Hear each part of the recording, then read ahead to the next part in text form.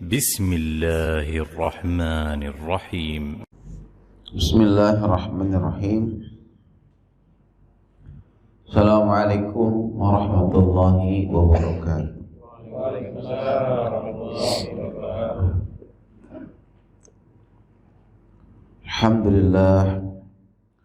الحمد لله الذي أنعمنا بنعمة الإيمان والإسلام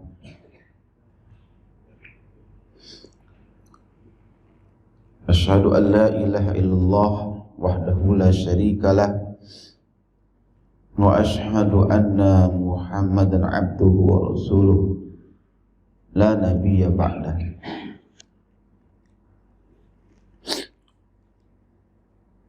اللهم صل وسلم على سيدنا محمد وعلى آله وصحبه أجمعين أما بعد.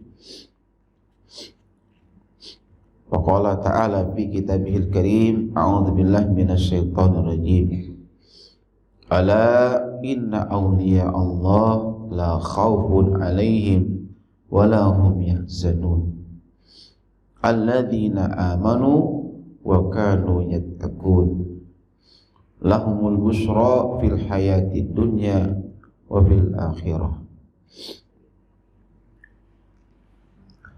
Para hadirin wal hadirat jamaah iktikaf Masjid Al-Muttaqin, para calon ahli surga, amin ya rabbal alamin.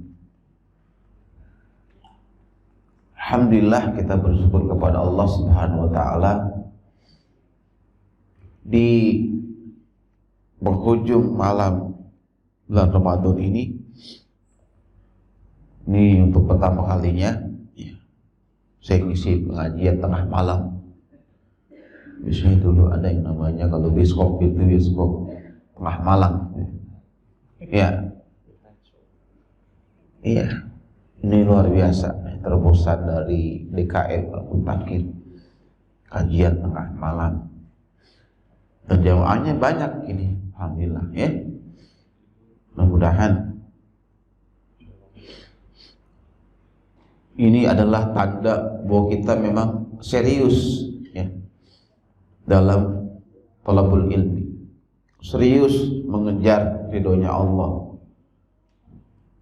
So, kita mau mengurangi jam tidur kita, kita mau meluangkan waktu kita, nggak mau kehilangan detik-detik ya, malam terakhir Ramadan dengan begitu saja. Kita ingin melepas Ramadan dengan ibadah spesial, yaitu Qiyamul Lail yang diawali dengan thalabul ilmi. Mudah-mudahan duduknya dari sini membuat Allah ridho kepada kita, dan semoga Allah menganugerahkan kepada kita yaitu meraih malam di mana malam itu nilainya lebih baik daripada 1000 bulan. Amin ya rabbal alamin. Jemaah semuliakan, saya ingin menyampaikan pada kesempatan kajian malam ini tentang tanda-tanda amal yang diterima Allah Subhanahu wa taala. Ini penting untuk saya sampaikan agar kita termotivasi, agar kita ini bisa menjadi bahan muhasabah, bahan introspeksi.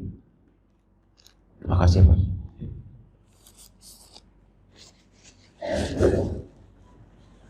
Apakah amal-amal kita yang kita lakukan selama ini, baik amal-amal sebelum Ramadan maupun amal-amal yang kita laksanakan selama Ramadan, adalah termasuk amal yang diterima atau amal yang enggak diterima sama Allah. Karena jangan sampai kita sudah lelah beramal, capek beramal, tapi tidak ada amal yang naik ke langit. Kita tidak ingin amal kita itu seperti buih di lautan yang gak ada harganya. Kita nggak ingin amal kita seperti yang Nabi sabdakan, kam min shaimin laisa lahu min siyamihi illal ju' wal 'atas. Betapa banyak orang yang berpuasa tapi nggak ada apa-apa, nggak ada nilainya dari puasanya itu kecuali hanya lapar dan dahaga. Kam min qaimin laisa lahu min qiyamihi illa sahar. Dan kita nggak ingin tentunya termasuk orang-orang yang Nabi sabdakan, berapa banyak orang yang qiyamul lail namun dia gak dapat apa-apa dari qiyamul lailnya, melainkan hanya letih, hanyalah ngantuk ya, yang didapatkan. Nah, kita ingin amal kita itu naik ke langit dan Allah terima amal kita itu, dan nantinya amal kita itulah yang akan memberatkan timbangan kita di hari kiamat. Amal itulah yang nantinya akan datang saat kita menghadap Allah, membela kita dan menjadi syafaat kita nanti di hari kiamat. Itu yang kita inginkan. Dan hanya amal-amal yang makbul, hanya amal-amal yang mabrur, hanya amal-amal yang terbaik, itulah amal-amal yang akan diterima oleh Allah Subhanahu wa taala. Perkara amal kita itu diterima atau tidak, memang itu hak Allah. Ya Allah yang berhak untuk menentukan apakah amal kita itu diterima atau tidak. Namun sebagai hambanya, kita berharap itu. Kita harus berharap bahwa amal kita itu amal yang diterima. Karena doa kita kan, Allahumma inni as'aluka ilman nafi'a wa amalan mutaqabbala. Itu doa kita. Ya Allah, aku mohon kepadamu ilmu yang bermanfaat dan amal yang diterima. Itu doa kita. Betul? Iya. Nah, dia masih memulakan ada beberapa indikator ya, beberapa tanda bahwa amal itu diterima atau tidak.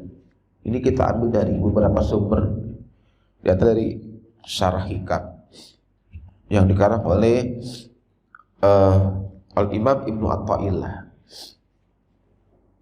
Beliau berkata dalam sebuah tulisannya itu, mau wajada samratu amalihi ajilan fahuwa dalilun ala wujudil qabuli. Kata beliau ini kan ulama ahli tasawuf ya, yang halus ya perasaannya. Syarah Hikam itu kitab yang terkenal ya. Kata dia ini, barang siapa yang dia mendapatkan ya, samroh ya, buah ya, amalihi, buah dari amalnya gitu, ajilan ya, dia didapatkan itu buah amalnya itu, disegerakan sama Allah, dirasakan gitu di dunia ini, dia sudah dipetik ya, rasanya gitu, nikmatnya. Maka bahwa dalilun, maka itu dalil, petunjuk ya, bahwa amalnya itu Allah terima. Jadi gini, orang itu bisa merasakan bahwa amalnya diterima itu ya, bisa dirasakan ya, dari perasaan dia ya. Ada rasa bahagia ketika beramal gitu, seneng gitu ketika dia ke masjid misalnya, bahagia bisa iktikaf gitu. bahagia, bisa meringankan beban anak yatim gitu. Itu tanda bahwa amal itu diterima gitu. Di saat kita itu ada perasaan bahagia, perasaan tenang gitu. Perasaan bahwa jiwa kita itu merasa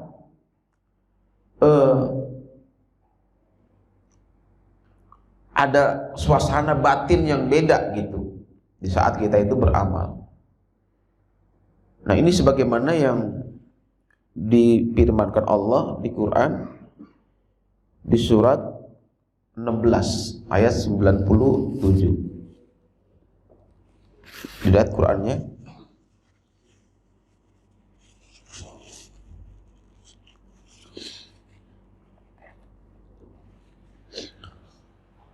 Jadi beliau mengambil sumbernya dari Quran. Allah berfirman, "Man 'amila salihan." Barang siapa yang dia beramal saleh, apakah itu puasa, apakah itu sholat, dia beramal saleh. Min zakarin au unsa, baik dia laki-laki maupun dia perempuan. Yang penting beramal saleh. Wa huwa mu'minun, dan amalnya itu dilandasi iman gitu. Bukan karena yang lain. Makanya Nabi bersabda, ketika beramal itu mesti pakai iman. Man shoma ramadhana imanan, ya kan? Pakai kata iman di situ. Maka di sini di Quran juga wa huwa mu'minun, dan dia beramal itu karena dia beriman. Falanuhyiyannahu hayatan thayyibah, maka pasti kami akan berikan kepadanya hayatan thayyibah, kehidupan yang baik. Di situ kata-kata pasti. Di situ Allah mengatakan falanuhyiyannahu. Ada lam taukid di situ dan ditutup dengan nun taukid sakilah, yang tujuannya litakid, pasti gitu loh, bahwa kalau kita itu beramal soleh, ya, di antaranya kita berpuasa. Ramadan ini kita puasa, kan amal soleh itu, ya, kita isi ini puasa dengan amal soleh yang lain. Kita baca Quran, kita tarawih, kita qiyamul lail, kita itikaf, kita zakat, bantu anak yatim, imanan. Dan itu kita lakukan karena kita beriman kepada Allah, bahwa suatu saat amal kita ini, ya, akan menjadi syafaat di hari kiamat. Bahwa puasa itu ternyata mensyafaati kita,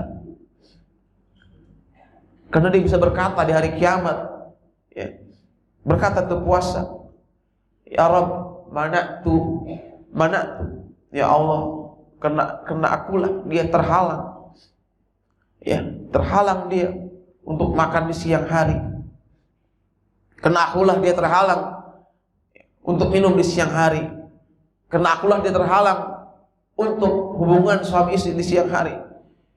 Maka pasyafi'ni, berikan aku izin ya Allah mensyafaati dia. Dia beriman bahwa dia percaya bahwa puasa itu akan mensyafaati dia, maka dia puasa.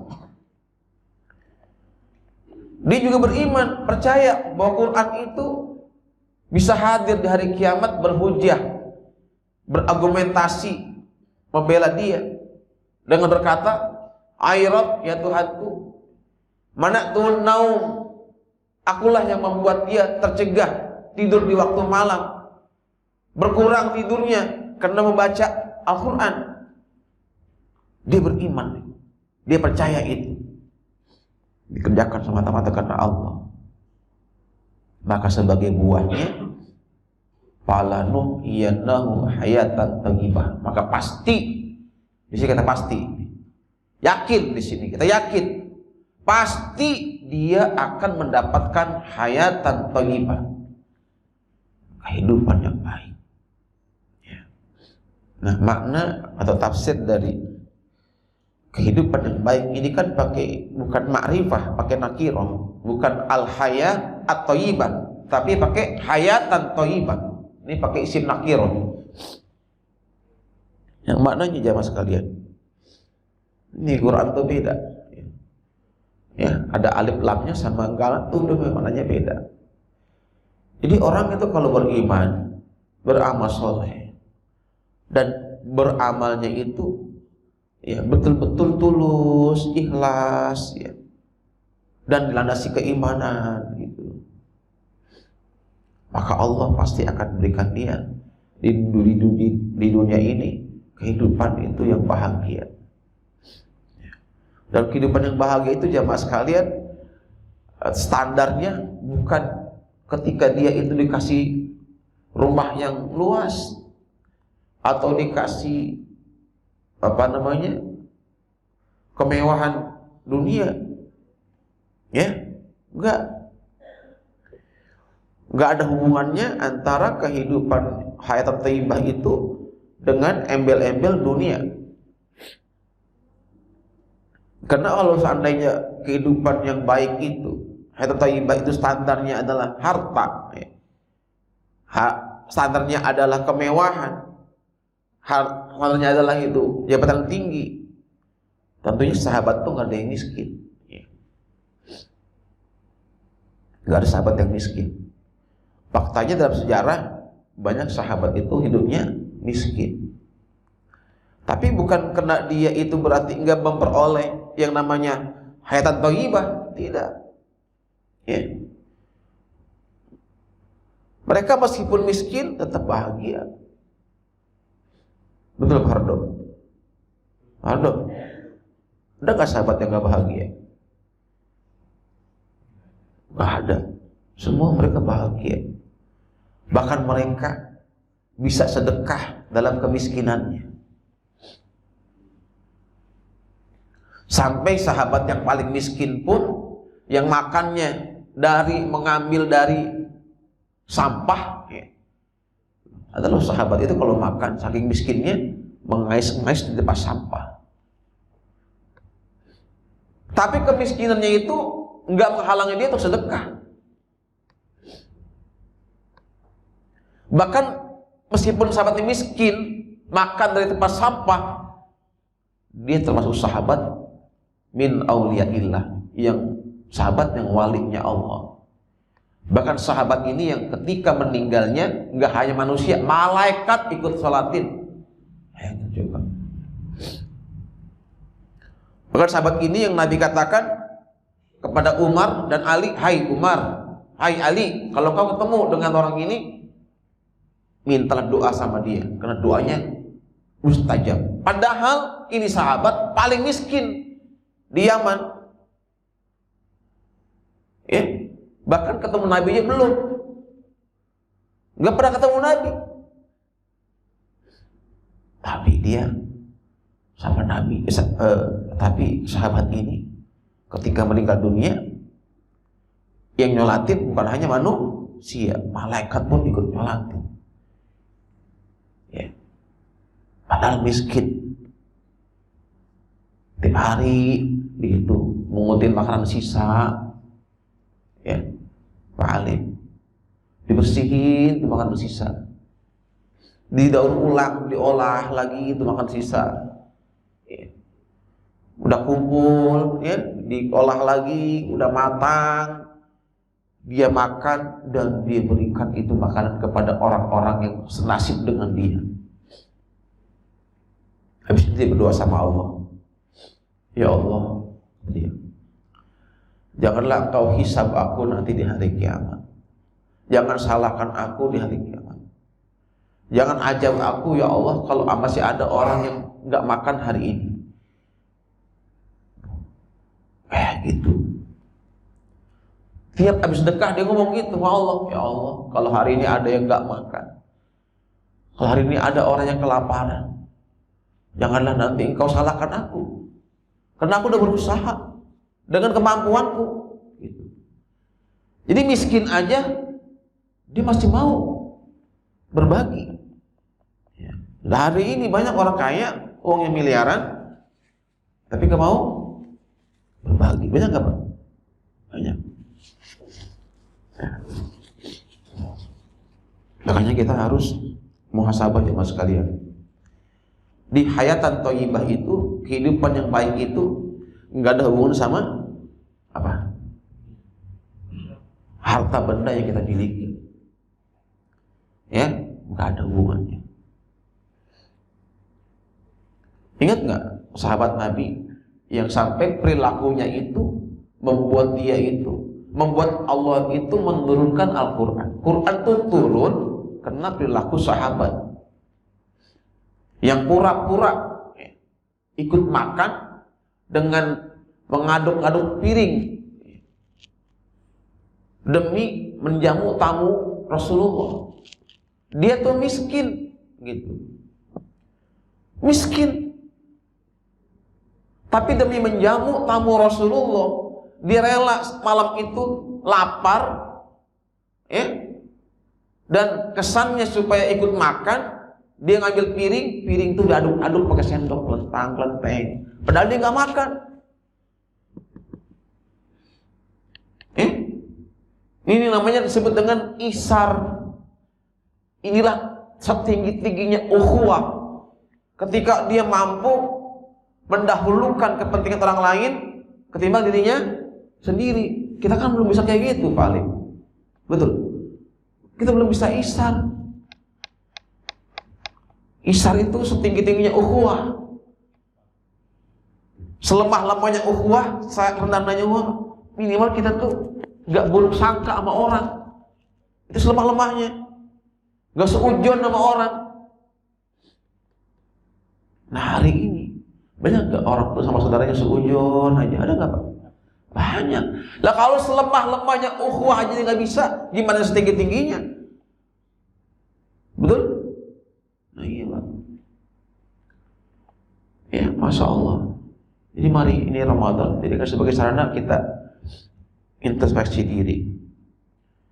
Udah ada rasanya belum bahwa amal kita Allah terima itu? Ada nggak kita rasa bahagia di saat kita itu bisa ngasih hadiah sama teman kita, ngasih hadiah sama anak yatim? Ada nggak rasanya saat kita sholat itu nikmat gitu, kan ada rasa bahagia, bisa tahajud di waktu malam, ya.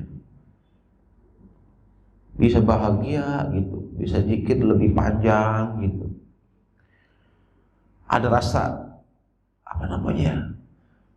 di hati kita itu ya deket gitu sama Allah gitu. Saat kita lagi menyebut asma'nya.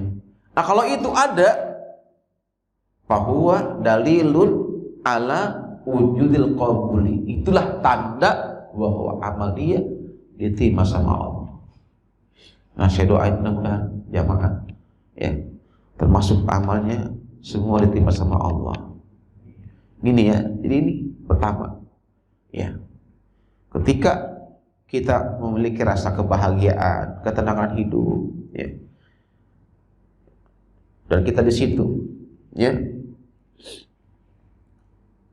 ada ya suasana batin yang beda, itu tanda bahwa amal kita itu diterima sama Allah. Dan dalilnya surat An-Nahl ayat 97, hayatan thayyibah, kehidupan yang baik. Kehidupan yang baik itu adalah ketika hidup kita itu dirahmati sama Allah, ya, diberkahi sama Allah, apapun kondisinya.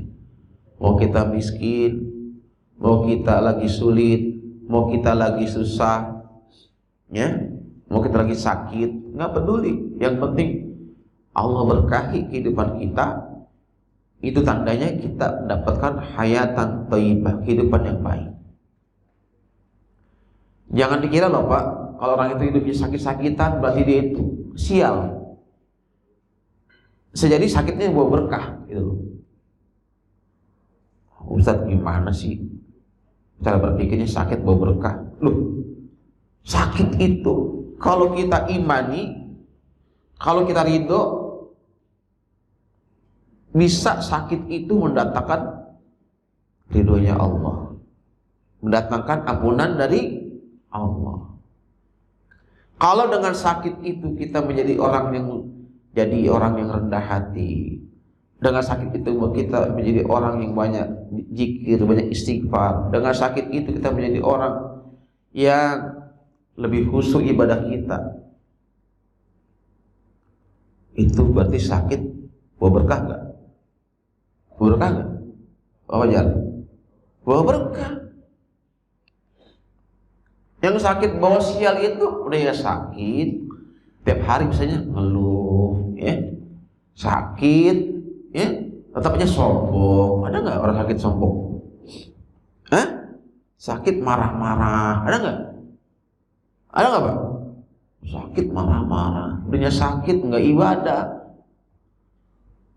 Banyak ke Mamun, sakit nggak ibadah, ada nggak? Banyak orang sakit nggak mau sholat, ada.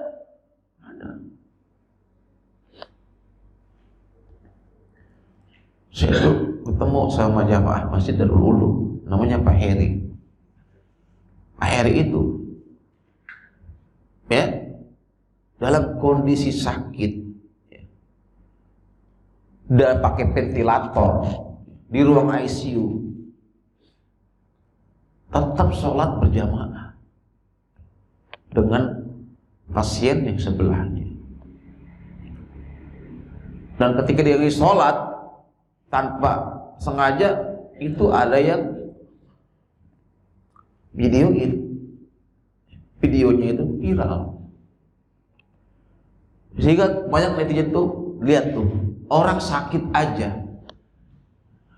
lagi sakit aja tetap sholat dia, dalam kondisi dia itu COVID 2 bulan Pak rumah sakit, 2 bulan. Dokter tuh geleng-geleng kepala. Kenapa? Karena kalau orang ini punya sakit bawaan, udah lewat tuh, meninggal dunia. 2 bulan di rumah sakit, di ruang ICU, pakai apa namanya itu? Yang di sini tuh, selang aja. Itu parah, 2 bulan. Dia nggak bisa ke kamar mandi, di situ aja udah. Buang air di situ, kencing di situ, pakai pempes, lemes kalau badan itu Pak. Sampai udah selesai rumah sakit, udah pulang nih ke masjid aja nggak bisa Pak, nggak bisa berjalan, lemes, sendi-sendinya itu lemes, udah lepas tuh ventilator. Ya, makanya dia bersyukur banget karena Ramadan tahun lalu dia itu di rumah sakit sebulan, ya, dia nggak puasa tuh, nggak bisa itikaf.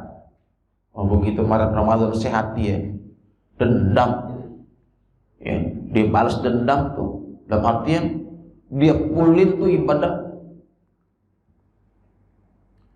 nggak pulang di masjid tuh 10 hari. Kenapa? Karena dia kehilangan bulan nggak puasa, nggak bisa itikaf. Begitu dia sehat, sepanjang 10 malam terakhir itu dia pulin ibadahnya. Nah, itu sakit bawa berkah nggak tuh? Hah? Bawa berkah. Kenapa? Dengan sakit itu dia jadi termotivasi untuk ibadah. Kan ada orang sakit, ya, tapi enggak membuat dia itu semakin dekat sama Allah, ya. Ini yang pertama jemaah sekalian. Kalau yang kedua, ya, indikator amal itu diterima. Ini maaf, sampai jam berapa sih? Sampai 3. Ya. Orang dikatakan bahwa amalnya itu makbul, diterima sama Allah, itu nampak dari ucapannya yang semakin santun, ya, dan sifatnya makin dermawan. Ini kedua. Ini kalau nanti setelah Ramadan dia ngomong sama istrinya makin santun, ngomong sama anaknya makin santun, jauh dari ucapan-ucapan yang mengandung cacian, makian, jauh dari ucapan-ucapan kotor, ya, makin santun dan makin dermawan, makin pemurah, ya. Berkurang pelitnya, gitu ya. Makin suka sedekah, makin senang bantu orang. Itu tanda bahwa puasanya Allah terima. Ya. Ini sebagaimana, kalau ini sumbernya hadis Nabi, ya. Tadi kan dari Quran, ya, berdasarkan, ya, dari Ibnu Athaillah. Dia ngambil dari mana? Quran, ya. 16 ayat 97. Kalau ini Nabi yang ditanya. Sebenarnya sahabat. Nabi bertanya, ya Rasulullah, apa tanda bahwa orang itu mabrur? Ya. Amalnya itu mabrur. Wa ma ibraruhu ya Rasulullah. Ya Rasulullah, apa tanda bahwa orang itu amalnya diterima? Ya. Qala, Nabi jawab singkat, tibbul kalam wa it'amut ta'am. Amal orang itu diterima ketika ucapannya itu makin baik, makin santun, ngomongnya nggak nyakitin orang, gitu. Ya, kalau dia jadi suami, ngomongnya nggak nyakitin istri. Yang jadi istri, ucapannya nggak nyakitin suami. Yang jadi pejabat, ucapannya nggak bikin rakyat marah. Pernah ada pejabat itu, kalau bikin pernyataan asal ngomong, ya. Ada nggak, Pak? Ada nggak? Ada. Ketika minyak goreng langka, ibu-ibu, ya, antri minyak goreng, ya, maka ada, ya, seorang emak-emak, ya, yang udah pernah jadi presiden, ngomong, ya enak, ngomongnya enak, ya. Emang masak itu cuma menggoreng apa? Kan bisa merebus, ya, ngukus, gitu, ya. Enak aja ngomong gitu, ya kan? Betul? Ya, Bu? Bu? Nah, dia nggak tahu tuh gimana cara ngukus bakwan. Mau buka puasa pengen makan bakwan, gimana cara ngukus bakwan? Bu, bisa nggak bakwan dikukus? Nggak bisa.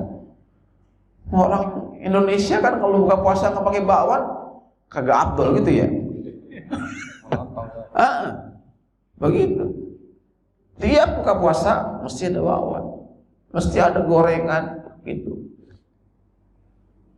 Ya, masa semuanya buka puasa ngutakin menunya ubi rebus, pisang rebus, tiap hari gitu terus. Gimana Pak Mamun? Kira-kira gimana? Demo nggak mau jamaah? Lah iya, begitu. Ya Allah. Jadi ketika Ramadan selesai, ketika nanti selesai Ramadan, ya, dia semakin hati-hati ketika bicara, ucapannya semakin dijaga, karena dia yakin, percaya, beriman bahwa tiap kalimat yang dikeluarkan itu dipercaya akan dicatat oleh Allah, akan ditimbang sama Allah. Karena Allah berfirman, ma yalfizu min qaulin illa ladaihi raqibun atid. Gak ada satu ucapan pun, kalimat pun yang dikeluarkan kecuali tertulis oleh malaikat. Dia percaya, beriman bahwa orang beriman itu bukan hanya yang rajin qiyamul lail, bukan yang hanya salatnya di masjid, tapi orang dikatakan beriman itu ketika dia mampu menjaga ucapannya. Man kana yu'minu billahi wal yawmil akhir falyaqul khairan aw liyasmut. Siapa yang mengaku beriman pada Allah hari akhir, hendaklah dia berkata yang baik, kalau enggak diam. Maka ketika itu membuat dia berhati-hati ketika bicara. Ya. Karena ya, ada orang, kata Nabi, dia berbicara satu kalimat. Satu kalimat ini membuat Allah itu murka. Karena ucapannya ini jelek, ucapannya ini nggak pantas. Dia berkata, ya, dan dia belum taubat kepada Allah dengan ucapannya itu. Kata Nabi, bisa jadi orang ini dilemparkan ke neraka selama 70 tahun. Bayangin coba, satu kalimat yang bikin Allah murka dilempari ke neraka selama berapa? 70 tahun. Lah coba berapa kalimat yang kita ucapkan yang bikin orang sakit hati. Maka kenapa kita disuruh banyak-banyak istighfar jemaah sekalian? Ya, suruh banyak-banyak istighfar karena kita ya mungkin tanpa kita sadari ucapan kita kadang-kadang mungkin menyakiti orang lain dan itu bikin Allah murka sama kita. Ya. Nah, mudah-mudahan ya dengan puasa, kan kita puasa itu tidak hanya menahan makan, menahan minum, tapi juga menahan lisan untuk bicara kotor yang mengandung fitnah, ghibah dan sebagainya. Nah, buahnya setelah Ramadan kita ya lebih tertata ucapan, lebih terkontrol gitu. Ngomongnya lebih ya santun. Kenapa? Karena kita sadar bahwa kalimat-kalimat itu akan Allah ya timbang. Ya, Allah akan menjadi pertanggung jawaban. Ya. Jamaah semuanya, hari ini banyak ya, orang itu bicara kadang-kadang nggak terkontrol. Ya. Kalau dulu ada yang namanya peribahasa, ya. Mulutmu adalah harimau. Nah, sekarang ada karena zamannya sekarang era medsos, tulisanmu adalah harimau. Betul. Hati-hati itu kita di medsos, ya. Komen yang negatif, ya. Apalagi, tweet-tweet yang negatif, hoax segala macam, ya. Orang beriman pasti ngerem meskipun dia emosi banget begitu baca ini, pengen banget komen tapi ditahan. Andai pun dia komen yang positif. Karena dia sadar bahwa setiap catatan, tulisan yang dia tulis itu akan berpengaruh terhadap orang lain. Gak hanya itu, berpengaruh terhadap kehidupan di akhiratnya.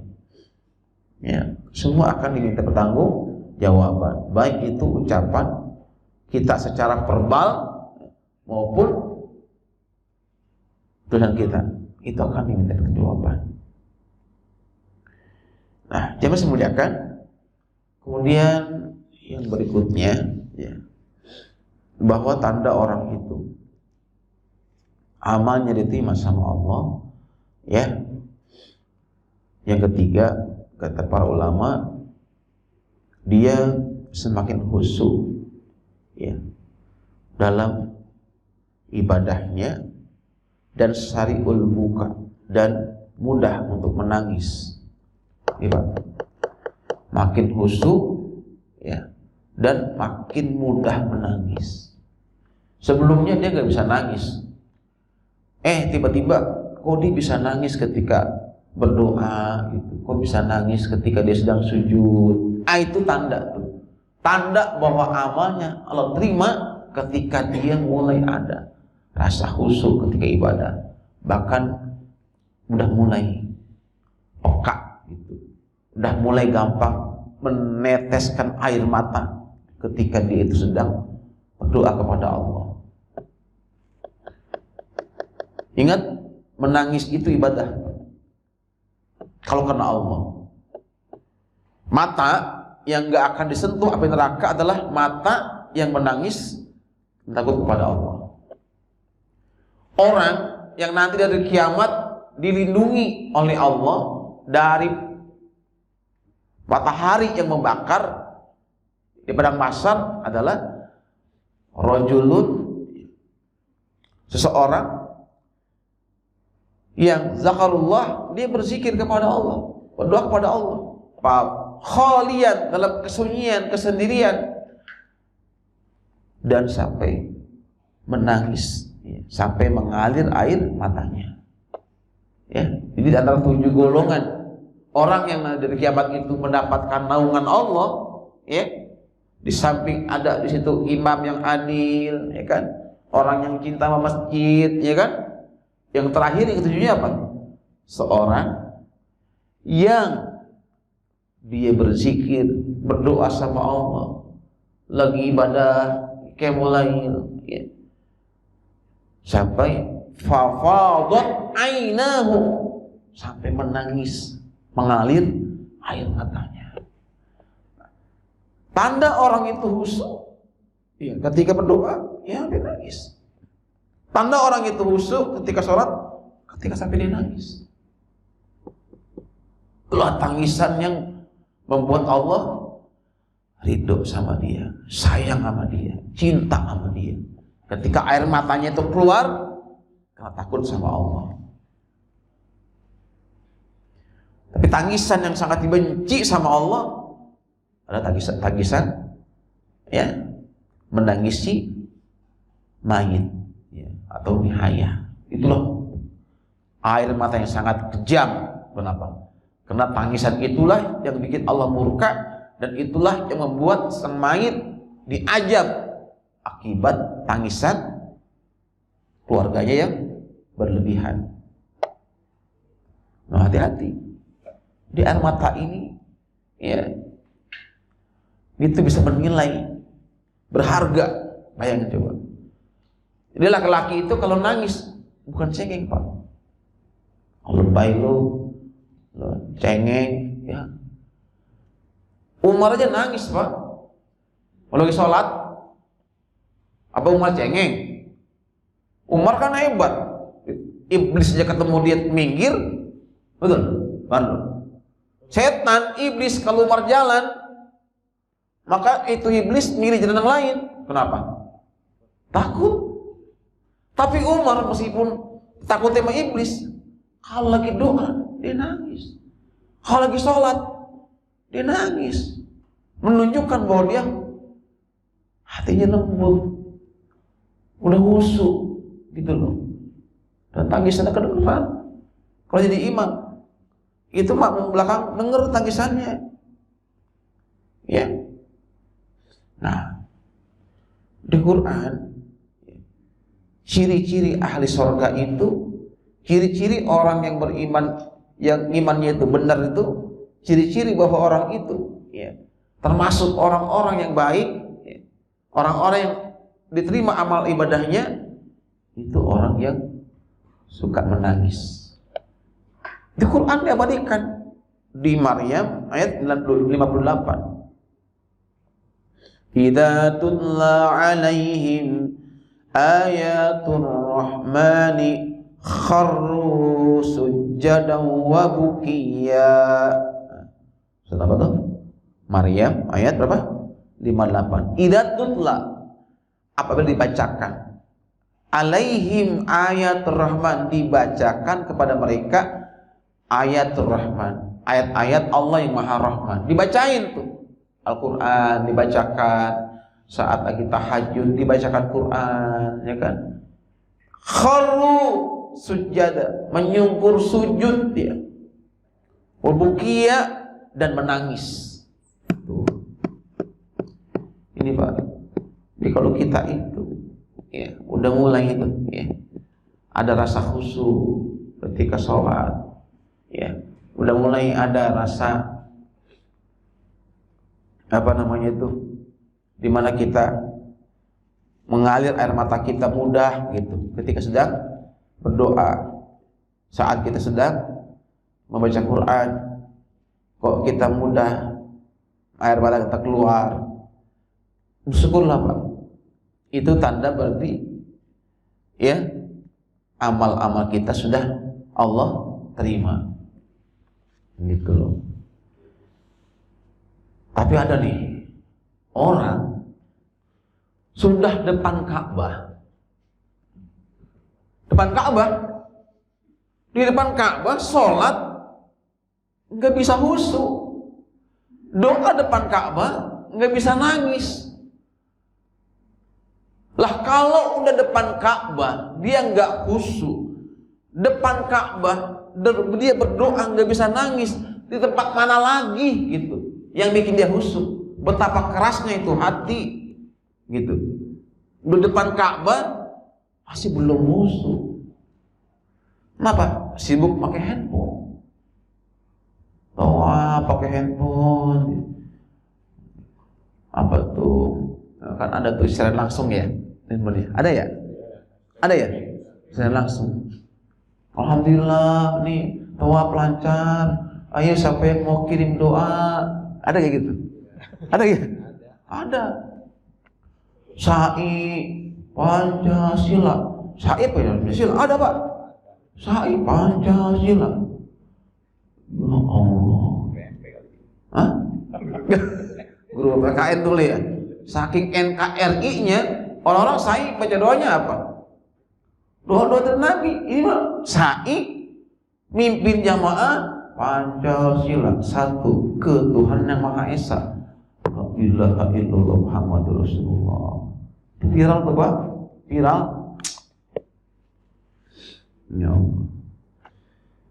Ya. Nah kalau kayak gitu, ya tuh Pak. Ya. Udah masuk di Raudhah, ya. Ini makam Nabi sebelahnya. Sholat situ, ya. Masih nggak bisa khusyuk. Doa nggak bisa nangis. Di mana lagi? Coba. Di mana lagi? Coba. Di tempat yang bisa khusyuk, di samping Nabi. Bahkan sholat bekas Nabi sujud nggak bisa khusyuk juga. Ya Allah, betapa keras tuh hati. Ya. Masuk Raudhah aja ngantrinya lama. Saya pernah waktu ke Raudhah itu ngantri dari asar baru masuk Raudhah isya. Lama banget tuh. Raudhah lama nggak? Saking itu jamaah membludak. Tapi bahagianya kita tuh ketebus ketika sholat di bekas mimbar Nabi. Dulu mimbar Nabi itu masih bisa buat sholat di situ, karena udah nggak boleh. Ya. Kan mimbar Nabi itu ada bekas dulu Nabi di imam, ada mimbarnya. Ya, ada batunya gitu tuh, cekung gitu. Di situlah sholat di bekas Nabi kita. Bekas Nabi itu berdiri di jadi imam, bekas sujud. Ya Allah, beda rasanya. Ya, air mata nggak bisa dibendung Pak, nangis. Ya. Mahal tuh Pak. Nah, kalau orang sholat di situ misalkan dia bisa khusyuk, nah di mana lagi? Gitu. Yang masih muliakan. Ya. Nah itu yang keberapa? Yang ketiga. Dalilnya Quran ya. 19 ayat 58. Yang terakhir.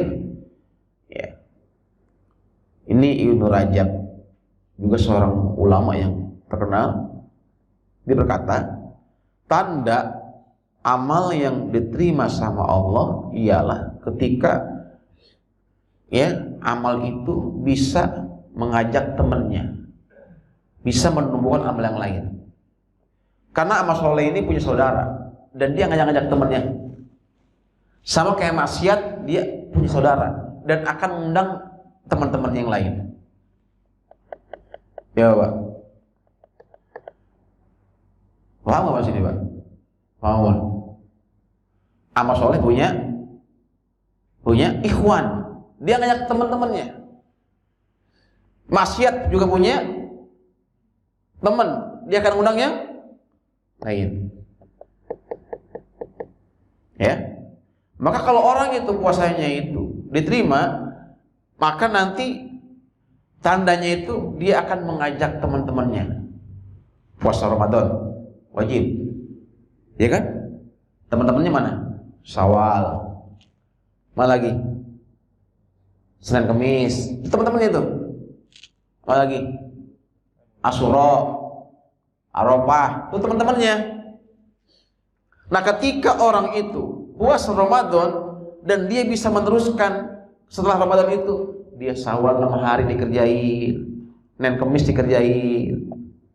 Itu tandanya bahwa amalnya diterima sama Allah. Sholat 5 waktu itu wajib. Dia punya teman nggak? Ada nggak temannya?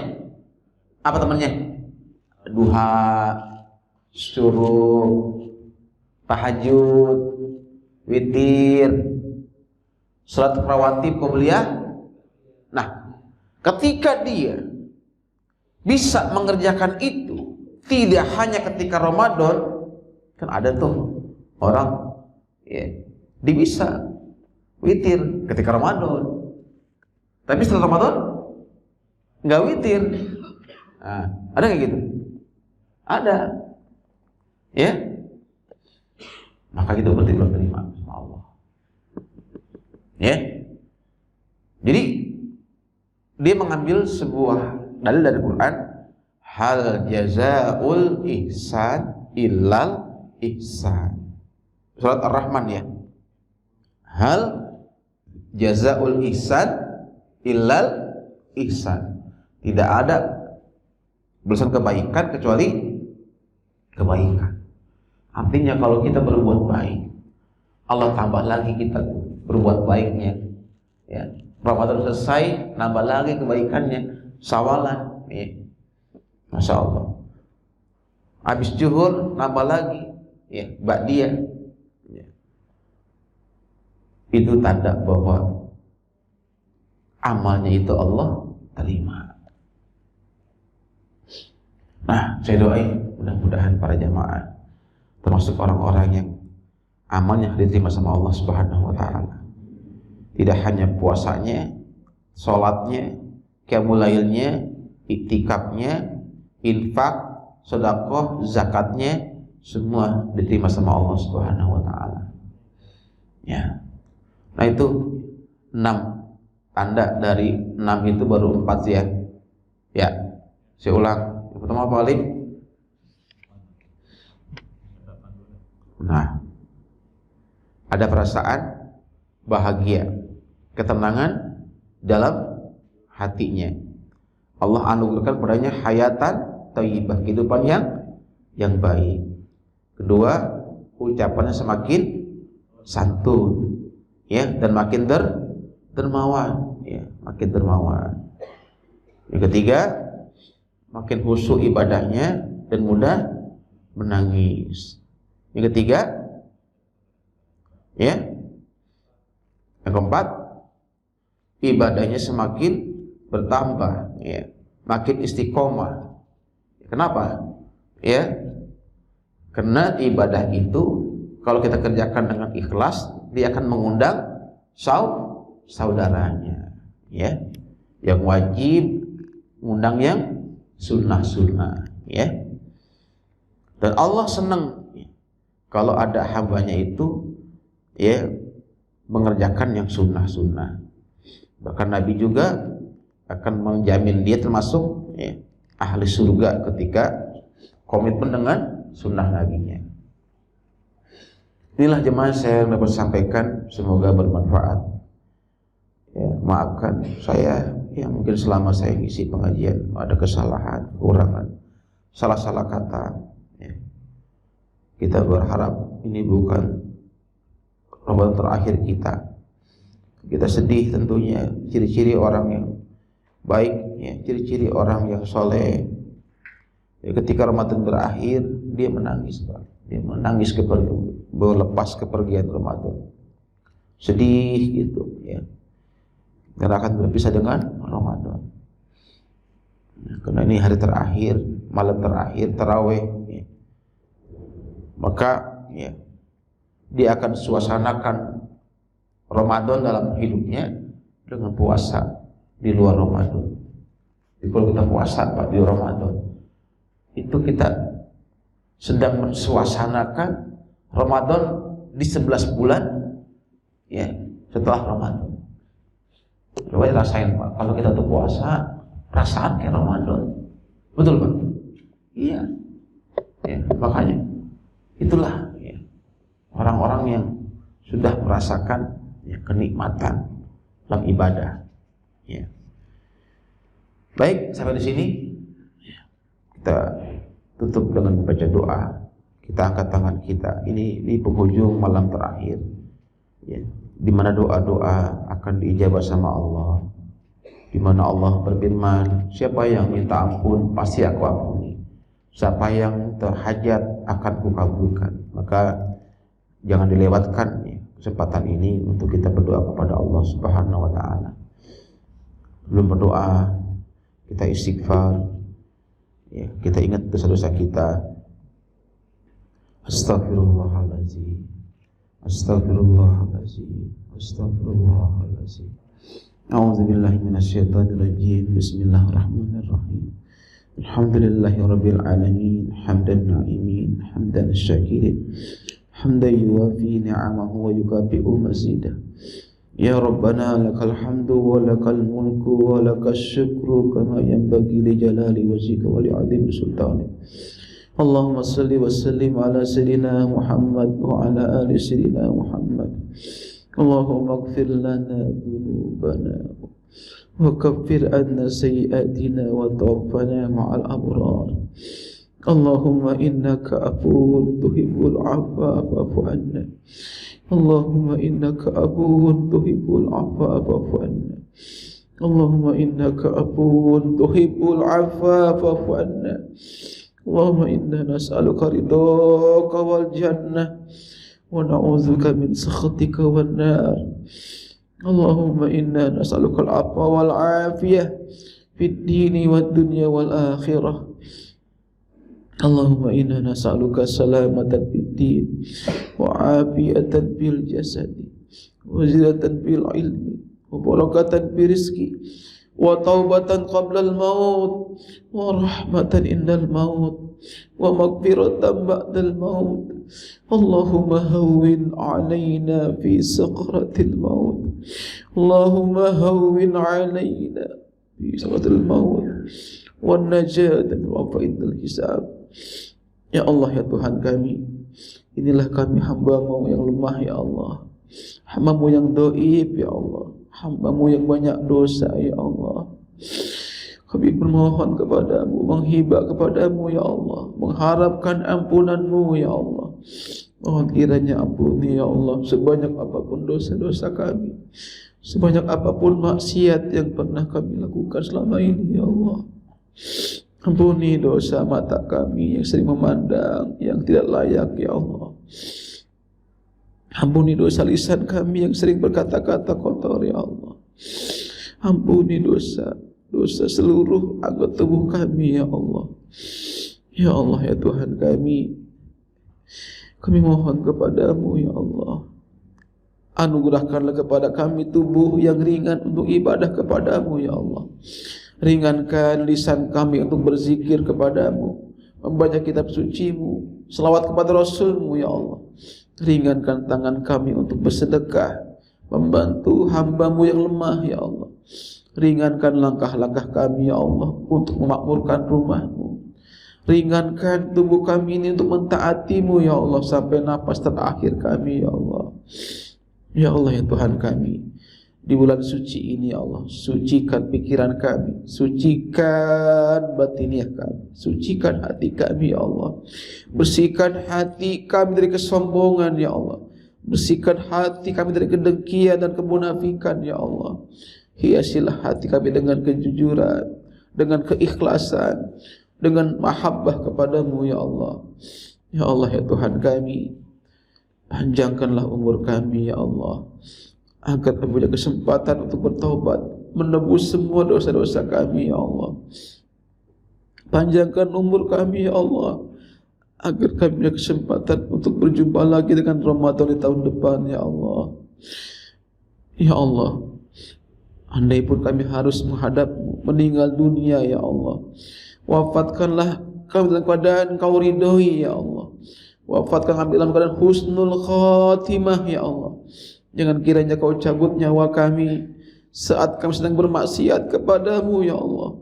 Jangan kiranya Kau cabut nyawa kami ya Allah sebelum Kau ampuni semua dosa-dosa kami ya Allah. sebelum cukup bekal kami untuk pulang kepadamu ya Allah.